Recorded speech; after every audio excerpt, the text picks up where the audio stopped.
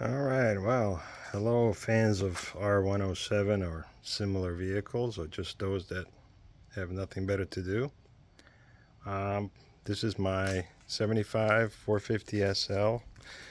I purchased the car about over 20 years ago, and was my first classic car.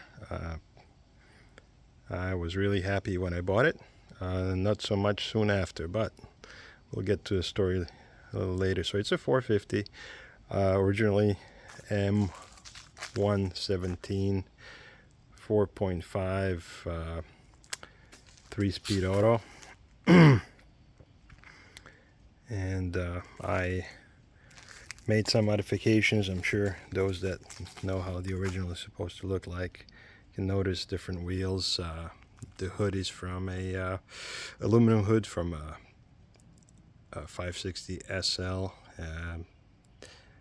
The top is from a 380 SL, and then the interior is also from a different car because the original interior was blue. I just did not like it, and plus it was getting worn out, and I just came across a well-kept interior from a black interior from a different car, so I got that. Now, let's get back to the original story. So I bought it in California. I lived in Northeast, so I was looking for something without rust and that I could afford. In the Northeast, it was either rust buckets or uh, too expensive, so I saw this on eBay in California, somewhere in the LA region. I don't remember exactly where, but this was close to LA, so I knew it was, and it was a California original California car, so I knew it was probably mostly rust free, which was really important. And I got it. I had it shipped. It was in the middle of the winter, so I put it in the garage. I wanted to wait until the weather got a little better, and then register, insure, and all that stuff, and enjoy it. So I think it was, I don't know, March or April. Still a little cold up there, but I said, well, let me start it up. I went into the garage and started it right up.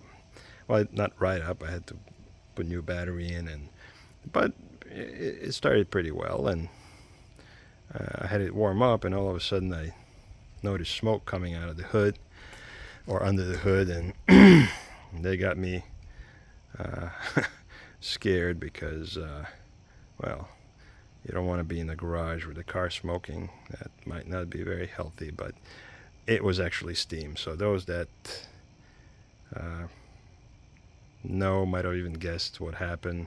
California car over there. Obviously, winters are not even close to what we got in the Northeast. So they were putting water in the coolant system, and when it got to my place and I put it in the garage, it cracked the block over the winter. And once I started, it got warmed up. It was steam coming up. So it was time for either junking the car or a new engine, and I came across a 280 SEL 4.5 engine. I think it was 71. I'm not sure if 70, 71. But it was earlier than this car. And I got that, and I had a mechanic put it in, but it never ran right. I don't think it was the engine that was the problem. I think that mechanic was not familiar with the Digitronic and all the plumbing and the vacuum and sensors and everything else, and I don't think and I wouldn't know at that time. I was new to this, both classic cars and especially Mercedes V8 Digitronic system, so I had no idea, and I drove it like that. I had a few other mechanics work on it, but it took probably a couple of years to get it running to the point where it was reliable. And I actually used it for many years as my primary everyday commuter car. But then the transmission started acting up. I did change the fluid and the filter. That got it a little better, but it was very jerky, notchy, whatever. And at the same time, I just came across somebody was selling a G76 4-speed from a 350 SE Euro sedan, and I grabbed that. It was a decent price, so I converted it to a 4-speed manual. We got 3 pedals. First time I did anything like that, it was a learning experience, a lot of research, where the lines go, where just a lot of things that were new to me. And also there was very limited information from other people that have done it, not much at that time, so I had to then purchase some other things. I had to of course alter the drive shaft length, and these are the shift rods that came with it, but they were for sedan, so they were a little different. I think I had to shorten them, I'm not sure, and kind of bend them a little bit in a different way. This is a sedan transmission mount that had to be also altered. The back,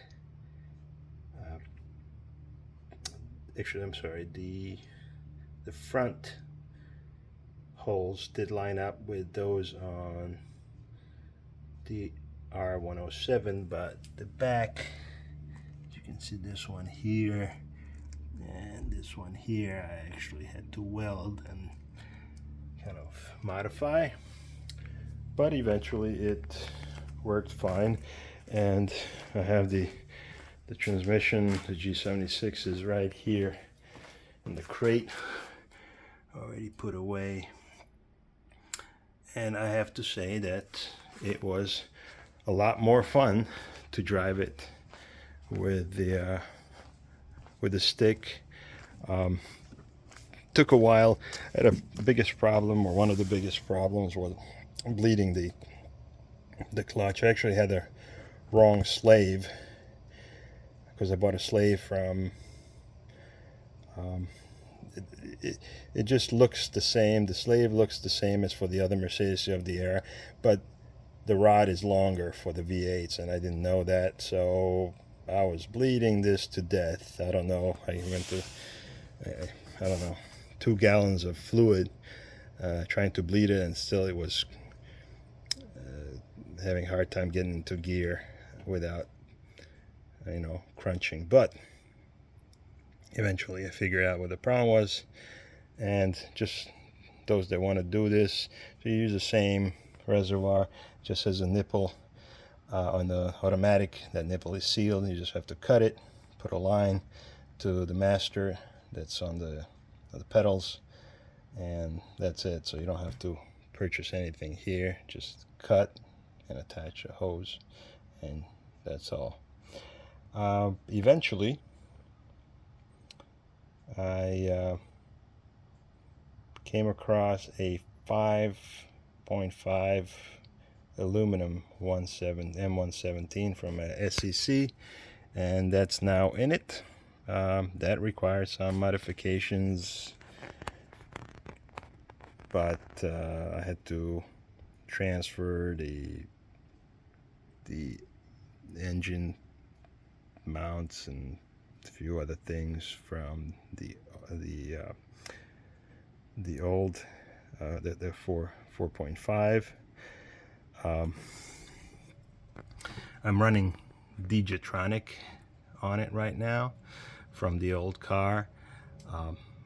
Had to modify the inlet manifold a little bit, not much, And I have the fuel pressure gauge. That was another thing, good thing I did put it in, because I had issue with the fuel pressure at some point. It just wouldn't run, and I didn't know why, but it was a little bit under, and it needs to be close to 30 psi. I think 20. I forget what it is, 29 or something like that. But anyway, now it's all set up. I have earlier exhaust manifold. The 75, for those that know, was probably the worst year, because that's when they started with emissions, 74, 75, and they put the catalytic converters, or I don't know, they were called thermal reactors, I'm not sure, but they put it in the engine compartment, and there was constant overheating issues, so they switched it. I think 76 they switched it downstream. But anyway, this is from an earlier non-cat, I think 72 or 73, and I'm running it without the middle muffler too, so just straight to the rear muffler. I think it have Megaflow. I have to look now, but other than that, I put a aluminum radiator. Not that anything was wrong in terms of cooling with the original one, even though the original actually has outlet here instead of over there, so I had to MacGyver a pipe that went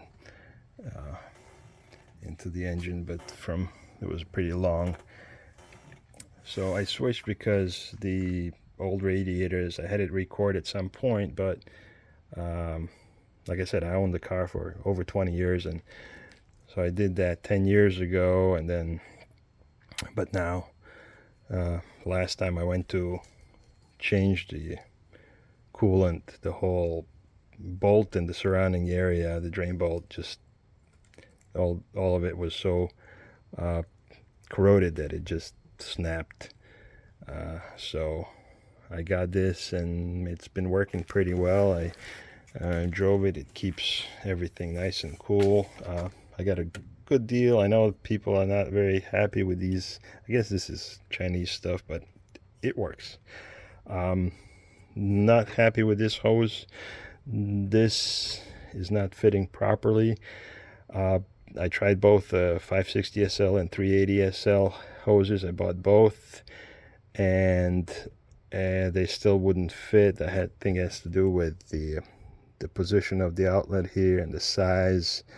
So that's probably one of the criticism of that other people have had about this stuff. The aluminum radiators, they are not exact fit. There's some mods that have to be done.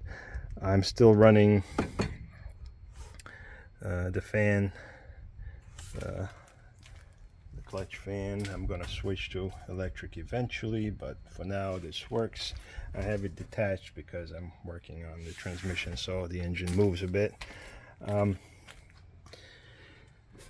The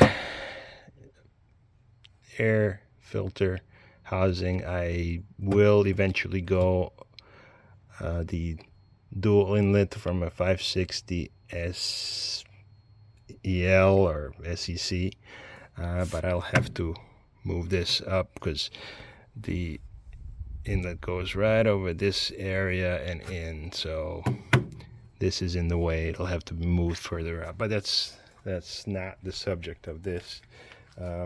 Eventually it'll be mega squirted as well. This will be a whole different story after I finish this project. But let's go underneath and see what we've got. So I already showed you the shifter. I removed the transmission, but you can see I have to still remove the clutch and the flywheel and the intermediate plate. Intermediate plate is from a the Ottomatic. I had to modify it. It didn't have to be modified for the original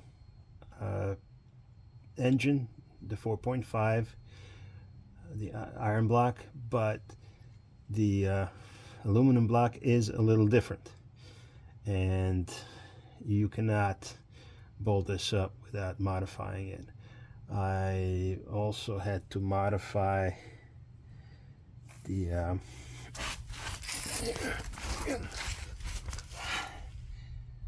you can see that the oil pan had to be modified, some extra aluminum to be able to use all the bolts. Maybe it was overkill, but I just wanted it as secure as possible. Right now I have the slave here. The rod I already removed. I'm going to rebuild this. I already got the kit for it, but anyway, I did put lowering springs and bigger sway bars on it. That was, but that's beside the point. And this is Enders that I have, that I got also a decent deal on. But so this is the original pressure plate, the 240 millimeter pressure plate. Flywheel, extremely rare. I think you can still get the pressure plate, but flywheel is I don't think you can do that anymore. At least I haven't seen it for sale or anywhere. But this is the situation right now, and so let's see. So the plan is to go with this kit, and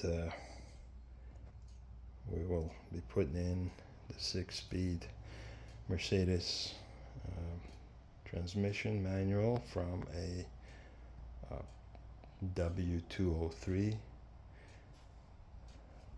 So the kit requires you to use the original spacers.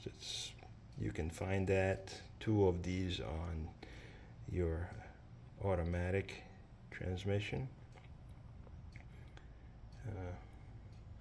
behind the torque converter. And then so you mount this first, then you put the ring gear or flex plate from your automatic. So we're talking about now, this is for aluminum M117 or M119. Okay,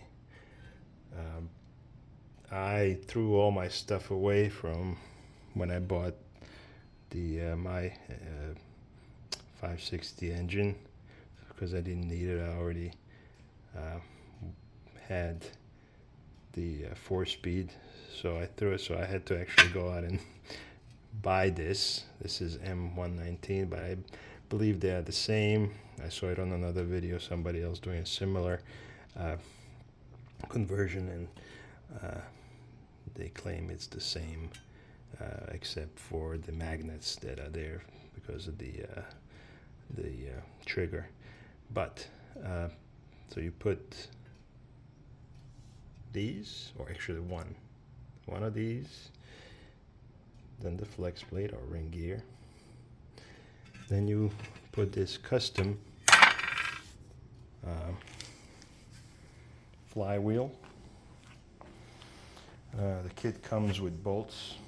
I haven't opened the package yet, so hopefully they fit, even though again some other people have had to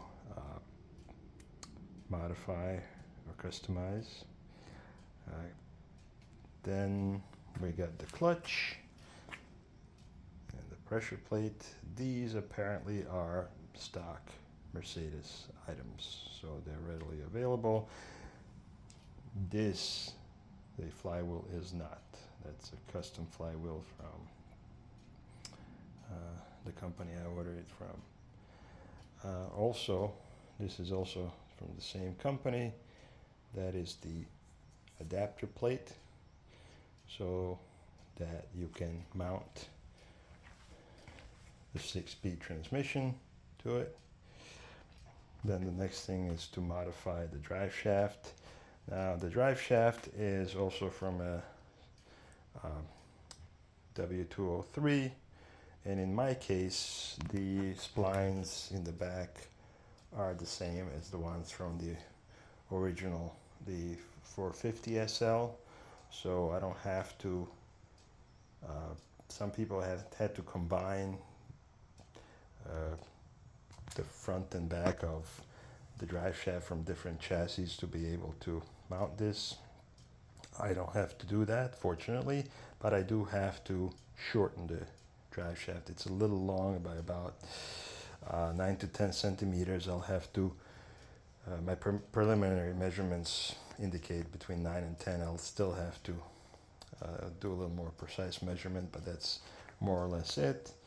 I will be then using the stock mount. I bought a new one. I might have to, or I probably will, modify it slightly with polyurethane to make it a little more stiff. And the reason for that is because I will chassis mount the shifter. This is a shifter that I got on eBay. It's a cheap BMW short shift, and when I say cheap, I'm not, cheap in terms of what it cost. From what I've seen, other people have had good result with it, and it seems to be pretty sturdy, pretty heavy. Actually, I was surprised how heavy it is. And then this is the shift rod, also from BMW.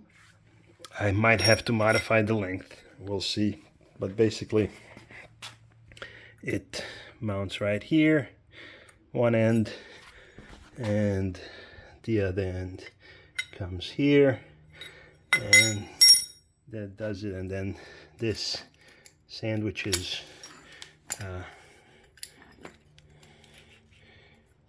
your floor, so we will, I'm pretty sure I'll have to drill some holes, but that's fine. That seems like a minor alteration compared to all the other stuff. I will be using the automatic transmission mount. The other one that I had for the other transmission for G76 is not suitable. It doesn't, because it's too much forward. It's doesn't go far enough, because this transmission is a little longer. But I measured, and this should cover it. I'll have to again modify it, drill some holes. That's fine. This front one is from my car, and the back one is from an earlier, I think 73. I think it's the same. The rear part is the same. I think at some point they added an additional plate here in front to reinforce it. So I'm hoping to use this one because it's definitely more support, sturdier, and we'll see how that's going to work. But that's all part of the process. But the first thing will be to remove the rest of the clutch, the pressure plate. That's right, the pressure plate, and the intermediate plate and clean things up, and then start putting the pilot bearing and all of these components one by one.